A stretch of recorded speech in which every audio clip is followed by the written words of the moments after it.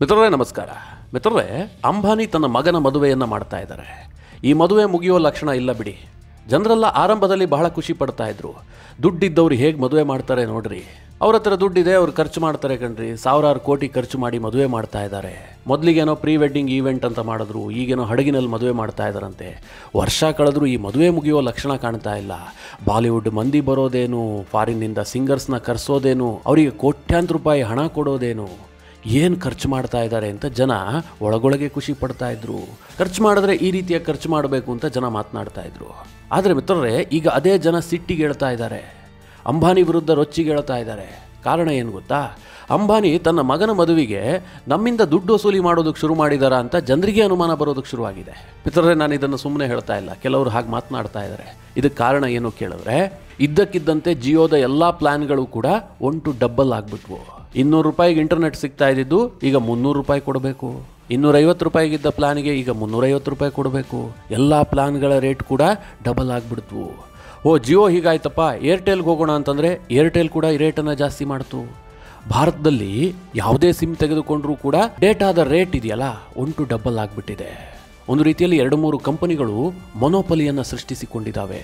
ಈಗ ಇಡೀ ಭಾರತದಲ್ಲಿ ಒಂದು ಟ್ರೆಂಡಿಂಗ್ ವಿಚಾರವಾಗಿದೆ. ಅದೇನು ಕೇಳಿದ್ರೆ, I support BSNL, port to BSNL, Tata BSNL, ಈ ಚರ್ಚೆ ಶುರುವಾಗಿದೆ. ಈಗ 4-5 ದಿನದಿಂದ ಸೋಷಿಯಲ್ ಮೀಡಿಯಾದಲ್ಲಿ ಟಾಟಾ BSNL ಖರೀದಿ ಮಾಡಿಬಿಡುತ್ತೆ, ಇನ್ನು ಮುಂದೆ BSNL ಟಾಟಾ ಆಗುತ್ತೆ ಎನ್ನುವ ಚರ್ಚೆಯೂ ಕೂಡ ನಡೀತಾ ಇದೆ. ಮಿತ್ರರೇ, ಅದೆಲ್ಲ ಸುಳ್ಳು. ಟಾಟಾ BSNL ಖರೀದಿ ಮಾಡ್ತಾ ಇಲ್ಲ, ಬದಲಾಗಿ ಟಾಟಾದ ಎಂಟ್ರಿ ಆಗ್ತಾ ಇದೆ. BSNL ಮತ್ತು ಟಾಟಾದ ನಡುವೆ ಒಂದು ಒಡಂಬಡಿಕೆ ಆಗಿದೆ. ಮುಂದಿನ ದಿನದಲ್ಲಿ BSNL ಅಗ್ಗವಾಗಿ ಜನರಿಗೆ ಅತ್ಯುತ್ತಮವಾದ ಸೇವೆಯನ್ನು ಕೊಡುತ್ತೆ. ಈಗೇನು ಜಿಯೋ ಎಲ್ಲರನ್ನ ಮರಳು ಮಾಡಿ ಇಟ್ಕೊಂಡಿದೆಯಲ್ಲ, ಇವತ್ತೊಂದು ದಿನ ಅಡಿಗೆ ಮನೆಯಲ್ಲಿ ಒಲೆ ಹೊಚ್ಚದೇ ಇದ್ರೂ ನಡೆಯುತ್ತೆ, ಜಿಯೋ ಇಂಟರ್ನೆಟ್ ಇಲ್ಲದೆ ನಡೆಯೋದಿಲ್ಲ ಅನ್ನುವ ಪರಿಸ್ಥಿತಿಗೆ ಈ ದೇಶದ ಜನರನ್ನು ತಂದಿಟ್ಟಿದೆ ಜಿಯೋ. ಅದೇ ರೀತಿಯಾಗಿ BSNL ಕೂಡ ಬೌನ್ಸ್ ಬ್ಯಾಕ್ ಮಾಡುತ್ತೆ. ಜಿಯೋ ಪ್ಲೇಸ್ಗೆ BSNL ಬಂದು ನಿಲ್ಲುತ್ತೆ ಅನ್ನುವಂಥ ಚರ್ಚೆ ಶುರುವಾಗಿದೆ. ಮಿತ್ರರೇ, ಏನಿದು BSNL ಯೋಜನೆ? ನಿಜವಾಗ್ಲೂ BSNL ಬೌನ್ಸ್ ಬ್ಯಾಕ್ ಮಾಡುತ್ತಾ? ಟಾಟಾ ಯಾವ ರೀತಿಯಾಗಿ BSNL ಜೊತೆಗೆ ಕೈ ಜೋಡಿಸ್ತಾ ಇದೆ? ಎಲ್ಲ ವಿಚಾರಗಳ ಕುರಿತಾಗಿ ನಿಮಗೊಂದಿಷ್ಟು ಇಂಟ್ರೆಸ್ಟಿಂಗ್ ಮಾಹಿತಿಯನ್ನು ಈ ವಿಡಿಯೋದಲ್ಲಿ ನಿಮಗೆ ನೀಡುವಂತಹ ಪ್ರಯತ್ನ ಮಾಡ್ತೀನಿ. ನೀವು ಈ ವಿಡಿಯೋನ ಕೊನೆವರೆಗೂ ಮಿಸ್ ಮಾಡದೆ ನೋಡಿ. BSNL ಇದು ಒಂದು ಕಾಲದ ಭಾರತದ ಹೆಮ್ಮೆಯ ಸಂಕೇತ. ಸರ್ಕಾರದ ಪಾಲಿಗೆ ಚಿನ್ನದ ಮೊಟ್ಟೆ ಇಡುವಂತಹ ಕಂಪನಿ ಇದು. ಮಾರ್ಕೆಟನ್ನು ಲೀಡ್ ಮಾಡ್ತಿದ್ದಂತಹ ಸಂಸ್ಥೆ ಇದು. ಆದರೆ ಮಿತ್ರರೇ, ಅದ್ಯಾಕೋ ಕೆಟ್ಟ ಗಳಿಗೆ BSNLಗೆ ಬಂದುಬಿಟ್ಟಿದೆ. ಅದರಿಂದ ಹೊರಬರೋದಕ್ಕೆ BSNLಗೆ ಸಾಧ್ಯವೇ ಆಗ್ತಾ ಇಲ್ಲ. ಇದರ ಇತಿಹಾಸವನ್ನು ಸ್ವಲ್ಪ ಹೇಳ್ತೀನಿ ನಿಮಗೆ. BSNL ಅಂದರೆ ಭಾರತ ಸಂಚಾರ ನಿಗಮ ಲಿಮಿಟೆಡ್. ಬಹುತೇಕ BSNL ಹೆಸರನ್ನು ಕೇಳದಂತಹ ಭಾರತೀಯರನ್ನೇ ಇರಲಿಕ್ಕೆ ಸಾಧ್ಯ ಇಲ್ಲ. ಯಾಕೆಂದರೆ ಆ ರೀತಿಯಾಗಿ ಮಾರ್ಕೆಟನ್ನು ಆವರಿಸಿಕೊಂಡಿತ್ತು ಈ BSNL. ಈ BSNL ಸಂಸ್ಥೆ ಹುಟ್ಟಿದ್ದು 2000ನೇ ಇಸವಿಯ ಅಕ್ಟೋಬರ್ನಲ್ಲಿ. ಸರಿಸುಮಾರು 24 ವರ್ಷದ ಹಿಂದೆ ಈ ಸಂಸ್ಥೆ ಹುಟ್ಟುಕೊಳ್ತು. ಆದರೆ ಮಿತ್ರರೇ, ಇದು ದೇಶವನ್ನು ಯಾವ ರೀತಿಯಾಗಿ ವ್ಯಾಪಿಸಿಕೊಳ್ತು ಅಂತಂದರೆ ನೀವು ಊಹೆ ಮಾಡೋದಕ್ಕೂ ಸಾಧ್ಯ ಇಲ್ಲ. ಉಗಮವಾದ 1-2 ವರ್ಷದಲ್ಲೇ ಇಡೀ ದೇಶಾದ್ಯಂತ BSNL ತನ್ನ ಶಾಖೆಯನ್ನು ಓಪನ್ ಮಾಡ್ತು. ದೇಶದ ಹಳ್ಳಿಯನ್ನು ಕೂಡ ತಲುಪ್ತು. ಈ ದೇಶದಲ್ಲಿ ಟೆಲಿಕಾಂ ಕ್ಷೇತ್ರದಲ್ಲಿ ಕ್ರಾಂತಿಯನ್ನೇ ಎಬ್ಬಿಸಿಬಿಡ್ತು. ಮಿತ್ರರೇ, ಸರ್ಕಾರ ಬಹಳ ಮಹತ್ವಾಕಾಂಕ್ಷೆ ಇಟ್ಕೊಂಡೇ ಈ BSNL ಆರಂಭ ಮಾಡಿದ್ದು. ಯಾಕೆ ಅಂತಂದರೆ ಈ ದೇಶದ ಹಳ್ಳಿ ಮೂಲೆಯನ್ನು ತಲುಪಬೇಕು ಅಂತ. ಯಾಕೆ ಗೊತ್ತಾ? ಅದಕ್ಕೂ ಮುಂಚೆ ಖಾಸಗಿ ಕಂಪನಿಗಳು ಸಿಟಿಯಲ್ಲಿ ಮಾತ್ರ ಇದ್ವು. ಜನರಿಗೆ ಈ ಮೊಬೈಲ್ ಸೇವೆ ಆಗಿರಬಹುದು, ಇದೆಲ್ಲ ಸಿಗ್ತಾ ಇದ್ದಿದ್ದು ಕೇವಲ ಸಿಟಿಯಲ್ಲಿ ಮಾತ್ರ. ನೀವು ಒಂದು ಸ್ವಲ್ಪ ಹಳ್ಳಿಗೆ ಹೋದರೂ ಕೂಡ ಅಲ್ಲಿ ಯಾವ ನೆಟ್ವರ್ಕು ಇರ್ತಿರ್ಲಿಲ್ಲ. ಅಲ್ಲಿಗೆ ಆ ಕಂಪನಿಗಳು ಹೋಗ್ತಾನೂ ಇರಲಿಲ್ಲ. ಯಾಕೆಂದರೆ ಕಷ್ಟ ಜಾಸ್ತಿ, ಖರ್ಚು ಜಾಸ್ತಿ ಬರುತ್ತೆ, ಲಾಭ ಕಡಿಮೆ. ಹೀಗಾಗಿ ಹಳ್ಳಿಯತ್ತ ಬೇರೆ ಖಾಸಗಿ ಕಂಪನಿಗಳು ಮುಖ ಮಾಡಿರಲಿಲ್ಲ. ಈ ಖಾಸಗಿ ಕಂಪನಿಗಳ ಮೊನೋಪಲಿಯನ್ನು ಹುಟ್ಟಡಗಿಸಬೇಕು ಅಂತ BSNL ಸ್ಥಾಪನೆ ಮಾಡಲಾಯಿತು. ದೇಶದ ಮೂಲೆಯನ್ನು ಕೂಡ ಇದು ತಲುಪ್ತು. ಮಿತ್ರರೇ, ಅಂದುಕೊಂಡಿದ್ದಕ್ಕಿಂತ ಹೆಚ್ಚಿನ ಯಶಸ್ಸು ಸರ್ಕಾರಕ್ಕೆ ಸಿಕ್ತು. ವಾಜಪೇಯಿ ಸರ್ಕಾರ ಇದ್ದಂತಹ ಸಂದರ್ಭದಲ್ಲಿ ಇದು ಸ್ಥಾಪನೆ ಆಯಿತು. ಅವರ ಸರ್ಕಾರವೇ ಇದರ ಲಾಭವನ್ನು ಕೂಡ ಪಡೆದುಕೊಳ್ತು. ನಿಮಗೊಂದು ಅಂಕಿಅಂಶ ಹೇಳ್ತೀನಿ. 2001ರಿಂದ 2008ರವರೆಗೆ BSNL ಗಳಿಸಿದಂತಹ ಲಾಭ ಬರೋಬ್ಬರಿ 46,668 ಕೋಟಿ. ಮಿತ್ರರೇ, ಆ ಕಾಲದಲ್ಲಿ 46,668 ಕೋಟಿಯಷ್ಟು ಲಾಭವನ್ನು ಗಳಿಸಿತ್ತು. 2004ರಿಂದ 2005ರ ಒಂದೇ ವರ್ಷದಲ್ಲಿ 10,000 ಕೋಟಿಯಷ್ಟು ಲಾಭವನ್ನು ಗಳಿಸಿತ್ತು. ಮಿತ್ರರೇ, ಅದೇ ವೇಗದಲ್ಲಿ BSNL ಬೆಳೆದಿದ್ದೇ ಆಗಿದ್ರೆ, ಅಂದರೆ ಅದೇ ಮಾರ್ಕೆಟನ್ನು ಈಗ ಉಳಿಸಿಕೊಂಡಿದ್ದೇ ಆಗಿದ್ರೆ, BSNL ಈಗ ಕನಿಷ್ಠ ವರ್ಷಕ್ಕೆ 1 ಲಕ್ಷವಾದರೂ ಲಾಭ ಪಡೀತಾ ಇತ್ತು. BSNLಗೆ ಲಾಭ ಅಂತಂದರೆ ಯಾರಿಗೆ? ಸರ್ಕಾರಕ್ಕೆ ಲಾಭ. ಲಕ್ಷಾಂತರ ಜನರಿಗೆ ಉದ್ಯೋಗ ಸಿಕ್ಕಿತ್ತು. ಅಂತಹ ಒಂದು ದೊಡ್ಡ ಸಂಸ್ಥೆಯಾಗಿ ಬೆಳೀತಾ ಇತ್ತು. ಬಹಳ ದೂರದೃಷ್ಟಿ ಇಟ್ಕೊಂಡು ಸರ್ಕಾರ ಅದನ್ನು ರೂಪಿಸಿತ್ತು. ಆದರೆ ಮಿತ್ರರೇ, ಈ ಲಾಭ ಬರುತ್ತೆ ಅಂತಂದರೆ ಅಲ್ಲಿ ಭ್ರಷ್ಟಾಚಾರ ಇರೋದಿಲ್ವಾ?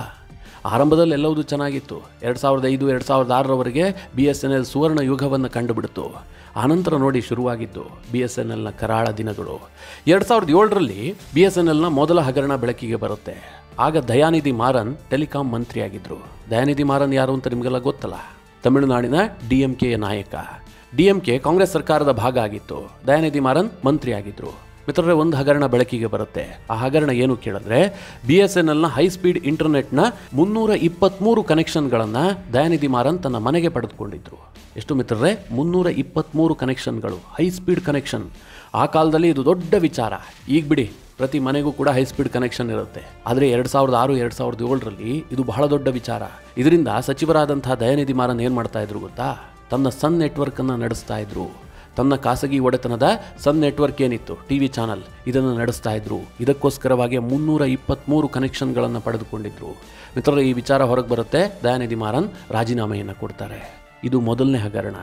ಇದಾಗ್ತಿದ್ದ ಹಾಗೆ ಯಾವುದಾದ್ರೂ ಒಳ್ಳೆ ವ್ಯಕ್ತಿಯನ್ನ ಈ ಟೆಲಿಕಾಂ ಮಂತ್ರಿ ಮಾಡಿದರೆ BSNL ಹೀಗಾಗ್ತಿತ್ತೋ ಇಲ್ವೋ. ಆನಂತರ ಏನು ಮಾಡುತ್ತೆ ಮನಮೋಹನ್ ಸಿಂಗ್ ಸರ್ಕಾರ? ಈ ಮಂತ್ರಿಗಿರಿಯನ್ನು DMKಗೆ ಕೊಡಬೇಕು ಅನ್ನುವ ಕಾರಣಕ್ಕಾಗಿ A ರಾಜನನ್ನು ಅಲ್ಲಿಗೆ ತಂದು ಕೂರಿಸಲಾಗುತ್ತೆ. ಈ A ರಾಜ ಮತ್ತೊಬ್ಬ ಮಹಾನುಭಾವ. ಅದೇ ಸಮಯಕ್ಕೆ ತರಂಗಾಂತರವನ್ನು ಮಾರಾಟ ಮಾಡೋದಕ್ಕೆ ಸರ್ಕಾರ ತೀರ್ಮಾನ ಮಾಡುತ್ತೆ. ನಮಗೆ ತುಂಬ ಲಾಭ ಆಗುತ್ತೆ, ದೇಶದಲ್ಲಿ ವೈರ್ಲೆಸ್ ಕನೆಕ್ಟಿವಿಟಿ ಹೆಚ್ಚಾಗುತ್ತೆ, ಖಾಸಗಿಯವರಿಗೆ ಮಾರಾಟ ಮಾಡಬೇಕು ಅಂತ. ಮಿತ್ರರೇ, A ರಾಜ ಇದರಲ್ಲಿ ದೊಡ್ಡ ಭ್ರಷ್ಟಾಚಾರ ಮಾಡ್ತಾನೆ. ಅದೇ 2G ಸ್ಕ್ಯಾಮ್. ಇವತ್ತು ಅದರಿಂದ ರಾಜ ಹೊರಗೆ ಬಂದಿರಬಹುದು, ಏನೇ ಇರಬಹುದು, ಸಾಕ್ಷ್ಯಾಧಾರಗಳ ಕೊರತೆ ಇರಬಹುದು, ತನಿಖೆಯಲ್ಲಿನ ಎಡವಟ್ಟಿರಬಹುದು, ಏನೋ ಆಗಿರಬಹುದು. ಆದರೆ ಮಿತ್ರರೇ, ಈ ಹಗರಣ ಇದೆಯಲ್ಲ, ಅಂತಿಂತ ಹಗರಣ ಅಲ್ಲ. 1,76,000 ಕೋಟಿಯಷ್ಟು ಸರ್ಕಾರಕ್ಕೆ ನಷ್ಟ ಆಗುತ್ತೆ. 2G ತರಂಗಾಂತರ ಹಂಚಿಕೆಯಲ್ಲಾದಂತಹ ಅವ್ಯವಹಾರ. ಇದಕ್ಕೆ ಕಾರಣ ಯಾರು? A ರಾಜ. ಆತ ರಾಜೀನಾಮೆ ಕೊಡ್ತಾನೆ, ಜೈಲಿಗೆ ಹೋಗ್ತಾನೆ, ಎಲ್ಲ ಆಗತ್ತೆ. ಮಿತ್ರರೇ, ರಾಜ ರಾಜೀನಾಮೆ ಕೊಟ್ಟಿದ್ದಿರಬಹುದು, ಆತ ಜೈಲಿಗೆ ಹೋಗಿರಬಹುದು, ಇದೆಲ್ಲ ಬದಿಗಿಟ್ಬಿಡಿ. ಆದರೆ ಏನಾಗುತ್ತೆ? BSNL ಮುಳುಗೋಗುತ್ತೆ. ಅಲ್ಲಿಂದ ನಂತರ BSNL ಹೇಳೋದೇ ಇಲ್ಲ.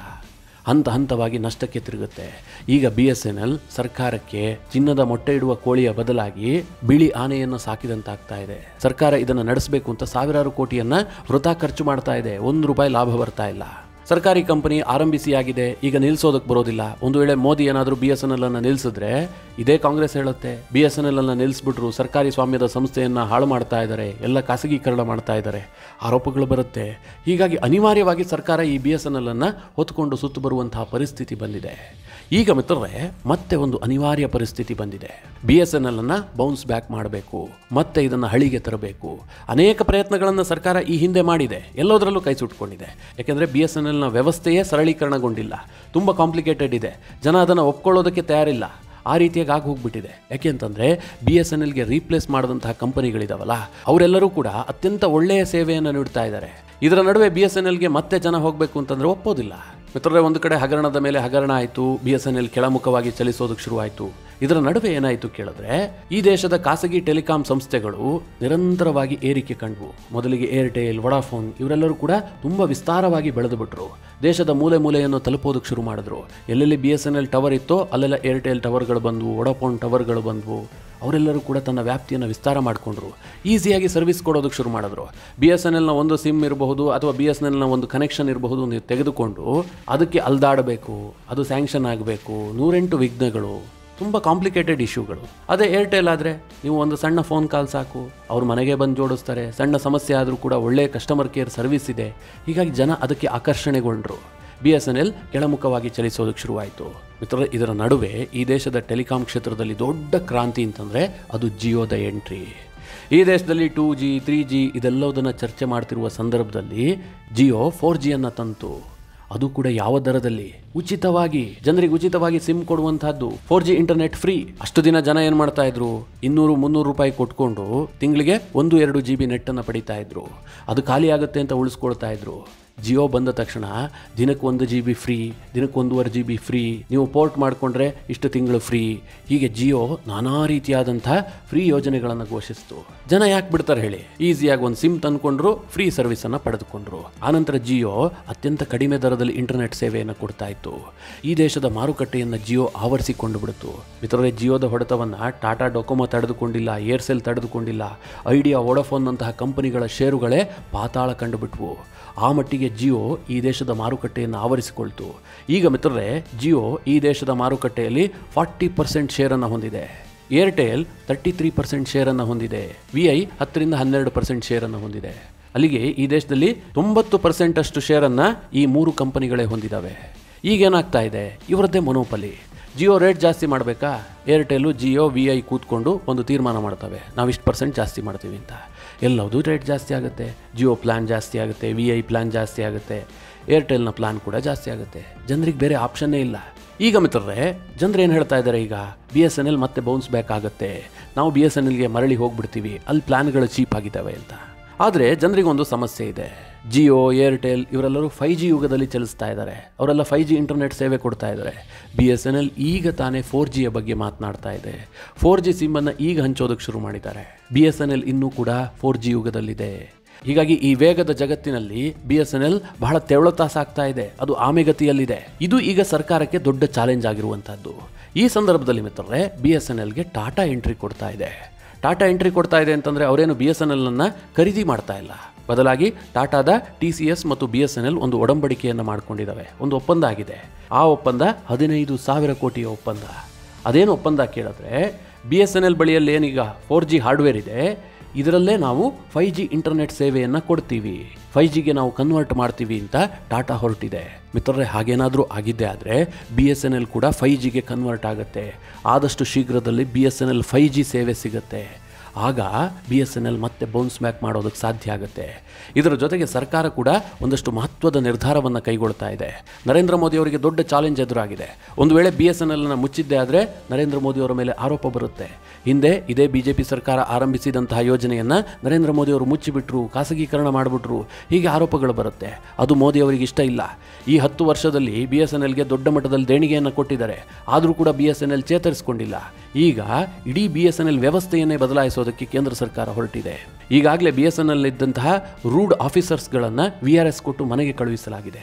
BSNL ಪಾತಾಳ ಕಾಣೋದಕ್ಕೆ ಮುಖ್ಯವಾಗಿ ಅದರ ಆಫೀಸರ್ಸ್ ಕೂಡ ಕಾರಣ. ಯಾಕೆ ಗೊತ್ತಾ, ಒಂದು ಕಡೆ ಖಾಸಗಿಯವರು ನಿರಂತರವಾಗಿ ಕಾಂಪೀಟ್ ಮಾಡಿದ್ರು, ಇನ್ನೊಂದು ಕಡೆಯಲ್ಲಿ ಸರ್ಕಾರಿ ಸಂಬಳ ತೆಗೆದುಕೊಂಡಂತಹ BSNL ಅಧಿಕಾರಿಗಳು ಜಡ್ ಹತ್ತಿ ಹಾಗೆ ಕೂತ್ಬಿಟ್ರು. ಒಳ್ಳೆಯ ಕಸ್ಟಮರ್ ಸರ್ವಿಸನ್ನು ಕೊಟ್ಟಿಲ್ಲ, ಹೊಸ ಯೋಜನೆಯನ್ನು ಜಾರಿಗೆ ತಂದಿಲ್ಲ. ಹೀಗಾಗಿ ಆ ರೂಡ್ ಆಫೀಸರ್ಸ್ಗಳು ಕೂಡ BSNL ಸೋಲಿಗೆ ಕಾರಣ ಆಗಿದ್ರು. ಈಗ ಸರ್ಕಾರ ಏನು ಮಾಡಿದೆ, ಅಂತಹ ಆಫೀಸರ್ಸ್ಗಳನ್ನು ಬಲವಂತವಾಗಿ VRS ಕೊಟ್ಟು ಅವ್ರನ್ನ ಮನೆ ಕಳಿಸ್ಬಿಟ್ಟಿದೆ. ಈಗ ಇರುವಂಥ ಅಧಿಕಾರಿಗಳಿಗೆ ಏನಿದೆ, ಭಯ ಇದೆ.